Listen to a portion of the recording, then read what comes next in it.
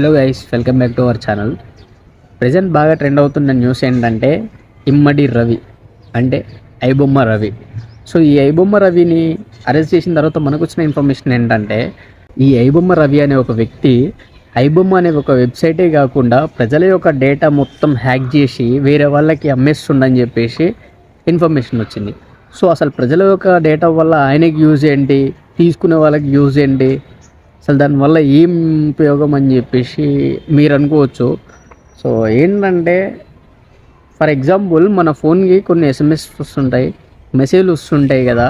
So దాంట్లో కొన్ని links వస్తుంటాయి. అసలు ఆ మెసేజ్లు ఎక్కడి నుంచి వస్తున్నాయి, వాళ్ళ దగ్గర మన నెంబర్ ఎక్కడిది అనే ఒక డౌట్ ఎవరికి వచ్చుండకపోవచ్చు ఇప్పటి వరకు. ఏదో నార్మల్గా మెసేజ్లు వస్తున్నాయంటే వస్తున్నాయి అన్నట్టు థింక్ చేస్తారు కదా. సో ఇట్లా స్కామ్ చేసి వేరే వాళ్ళకి మన డేటాని ఫార్వర్డ్ చేస్తే ఆ డేటా తీసుకున్న వాళ్ళు, మన డేటా వాళ్ళ దగ్గర ఉంటుంది. సో వాళ్ళు పంపిస్తున్న మెసేజెస్ ఇవన్నీ. సో వాటి వల్ల మనకు వచ్చే నష్టాలు ఏంటంటే, సో కొన్ని లింక్స్ వస్తుంటాయి మన ఫోన్కి. ఆ లింక్ని క్లిక్ చేస్తే మన బ్యాంక్ డీటెయిల్స్, మన బ్యాంక్లో ఉన్న అమౌంట్ అంతా స్కామ్ అవుతుందన్నమాట. సో అది. ఇంకోటి ఏంటంటే మనకి అప్పుడప్పుడు కొన్ని స్పామ్ కాల్స్ వస్తూ ఉంటాయి. మీరు లక్కీ డ్రాలో విన్ అయ్యారని చెప్పేసి సంథింగ్ సో అండ్ సో వస్తూ ఉంటాయి కదా కాల్స్.